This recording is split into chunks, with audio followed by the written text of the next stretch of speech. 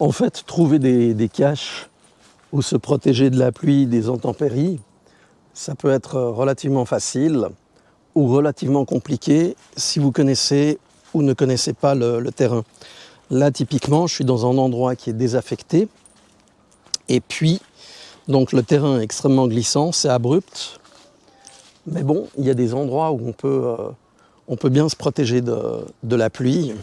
C'est en abri solide, donc, comme vous pouvez le voir, il faut que je me gaffe parce que ça glisse vraiment beaucoup. Ah. Hop. Ah, il n'y a pas de miracle, hein.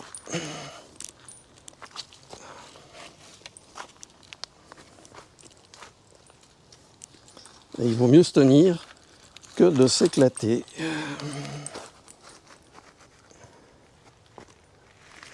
Hop. Et voilà. On est donc sur un chemin désaffecté. On passe à côté d'un pont, il y a un train qui passe. Et puis on va se retrouver, vous voyez dans quel genre de configuration. Et ça, c'est le genre de choses où vous devrez peut-être passer pour pouvoir évacuer, vous déplacer dans un autre endroit. Comme vous le voyez, c'est vraiment à la limite du dangereux. Ça a été vraiment totalement laissé à l'abandon. Vous voyez, les protections sont cassées, il n'y a plus rien.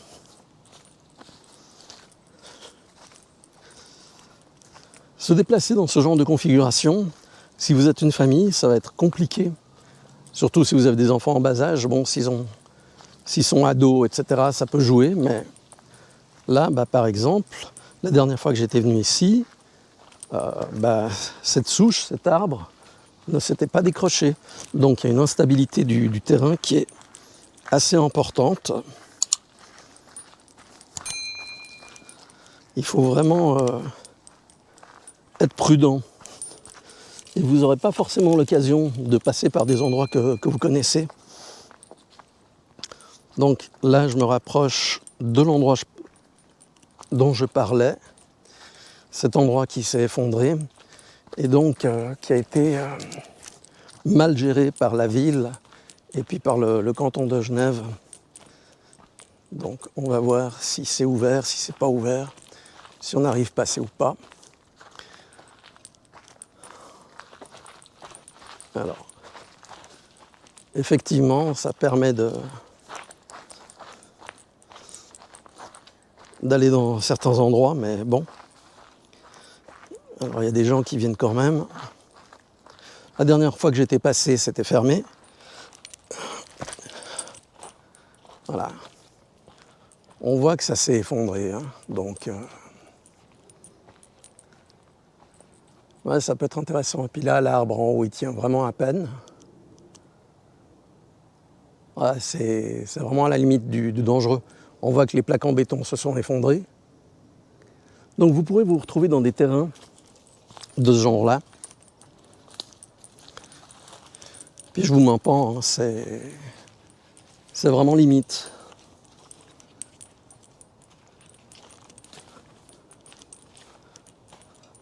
C'est totalement abandonné. Ils n'ont rien fait pour stabiliser l'endroit. Ils ont laissé la chose comme ça. Alors, je vais voir si j'arrive quand même à monter un peu, malgré les risques. Alors, là, on dirait qu'il y a un chemin qui a été fait.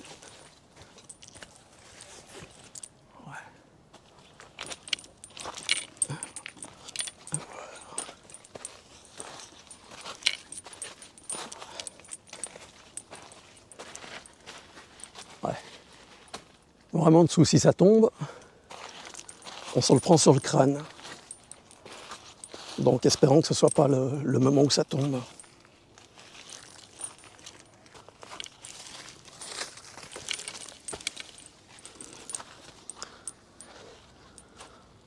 Voilà. l'accès aux grottes. Mais bon, je vais pas y aller. C'est vraiment, vraiment trop instable. Alors, demi-tour. Hop.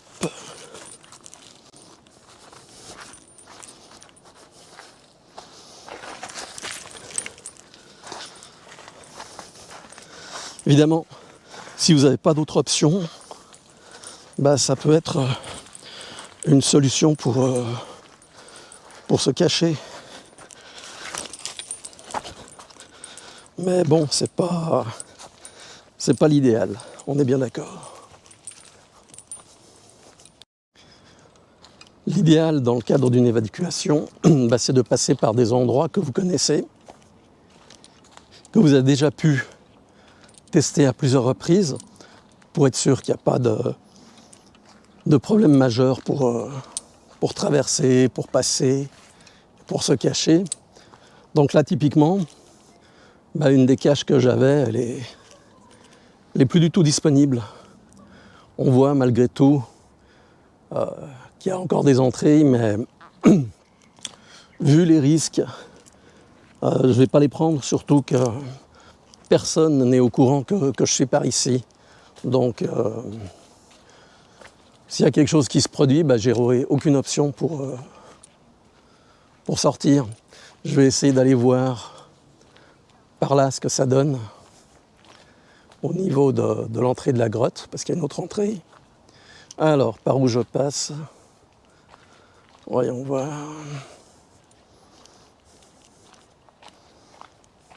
Ces grottes, je venais les visiter quand j'étais gamin.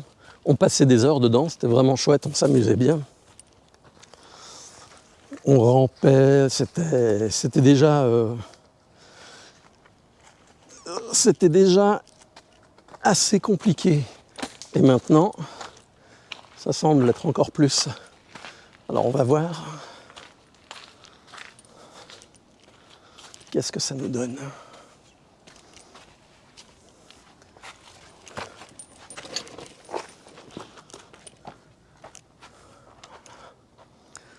Alors.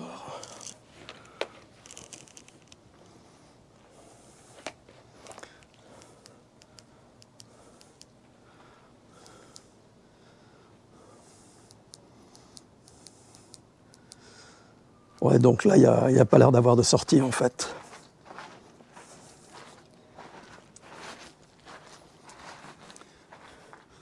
Ni entrée, ni sortie. Donc c'est une grotte bouchée.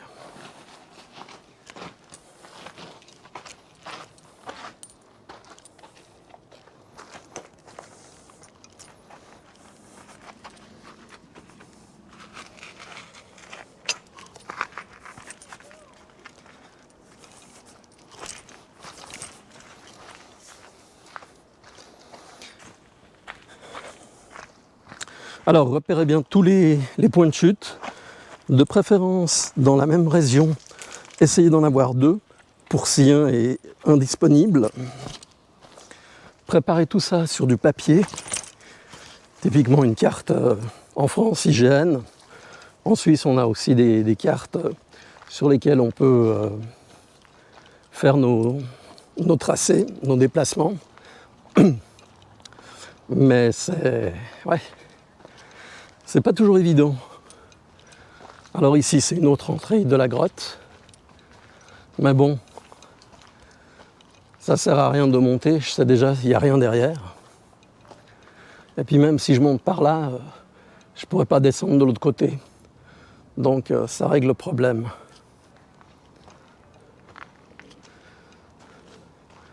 On est à côté du Rhône, comme vous le voyez.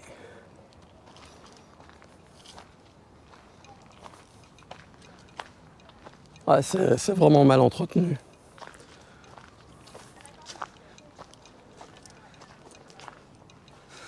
Vous allez retrouver des obstacles suivant où vous allez.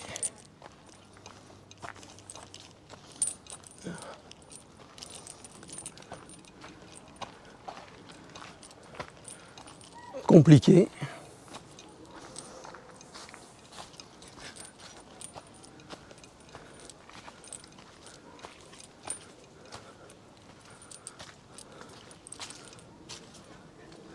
Ouais, magnifique. Alors ici, le sol s'est effondré sur à peu près 3 mètres. On pourrait passer éventuellement sur les racines. Mais bon, comme je l'ai dit, je ne vais pas prendre de risques. C'est juste pour bien être conscient qu'au moment où vous faites une évacuation, vous pouvez retrouver dans des situations qui sont imprévues, imprévisibles et qu'il vous faudra agir d'une manière ou d'une autre.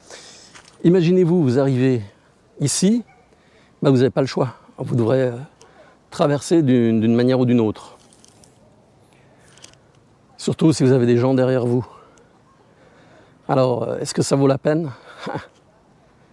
Il vaut mieux bien préparer sa retraite, si j'ose dire, et puis avoir la capacité de s'adapter et de vérifier 1 à 2 fois par année, en tout cas 1 fois, voire 2, c'est vraiment mieux, si vos points de chute sont toujours accessibles et de la même manière.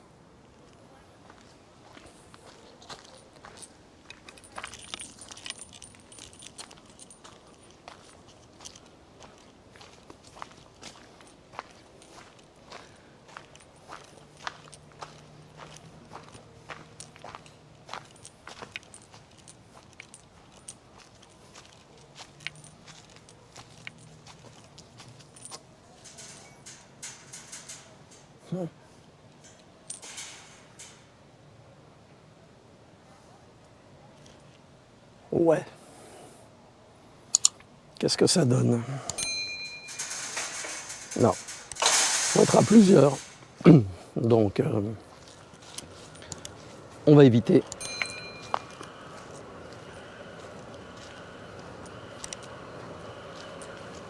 Dites-vous une chose aussi. Quelle que soit la cache où vous souhaitez aller, dites-vous que quelqu'un d'autre la connaît certainement. Et que vous arriverez peut-être dans un endroit où il y a d'autres personnes, ou que d'autres personnes viendront peut-être aussi à votre cache ou à votre point de chute. Tout dépend comment vous appelez ça. Donc, soyez préparés aussi face à ce genre de situation. Tiens, voilà. Ça. C'est bien clair. Ah, je devrais le prendre comme souvenir.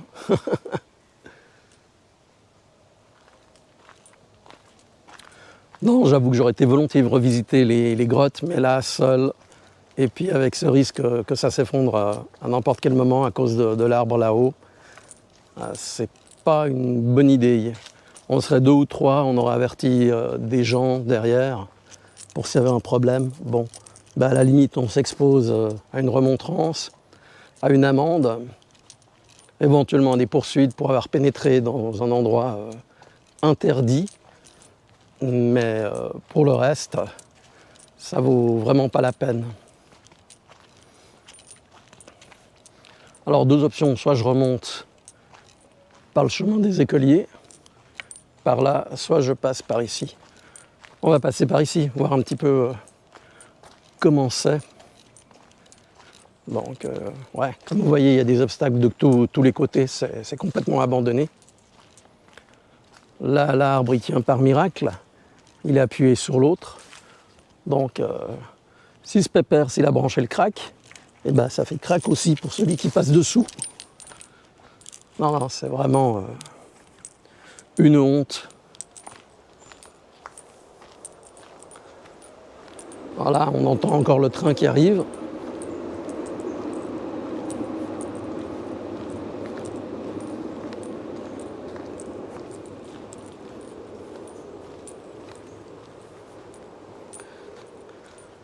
Et je vous retrouve plus tard dans la vidéo au montage.